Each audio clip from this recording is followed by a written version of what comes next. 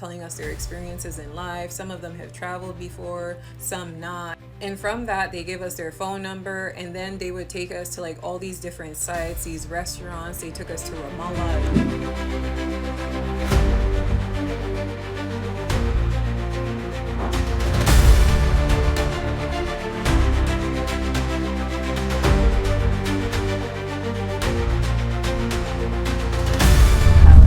Hell no. When I lived in Palestine, my social circle largely consisted of Palestinian people and one of my American coworkers. So I lived in Nablus in the West Bank, and it was difficult to encounter Israelis for a couple of reasons. Number one, as someone who was living in Palestine, to go to Israel would be a nightmare.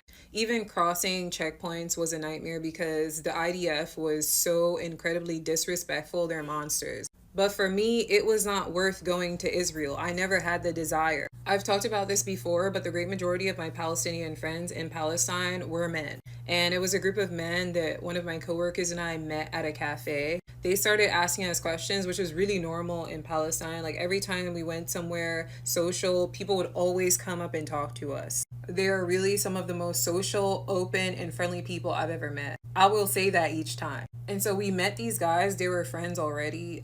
They were asking us questions about where we were from, telling us their experiences in life. Some of them have traveled before, some not. And from that, they gave us their phone number, and then they would take us to like all these different sites, these restaurants. They took us to Ramallah as well. Really cool experiences too, because they were able to give us like a local perspective. When we went to Ramallah, we went to this really cool spot. It was like underground, and you can smoke shisha and just hang out. It was really cool. And so I never lacked anything in my social life with my Palestinian friends that really required me or even made me have the desire to befriend Israelis. In fact, the experiences that I had with Israelis, even before going to Palestine, were so negative just at Ben Gurion Airport, coming and going. Some of the worst experiences I've ever had with strangers and staff.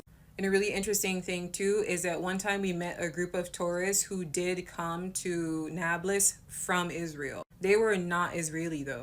And we also met some Doctors Without Borders who were working in Gaza who decided to come to Nablus. One was from Chile and the other one was from Mexico, I think. Really amazing people doing amazing work there.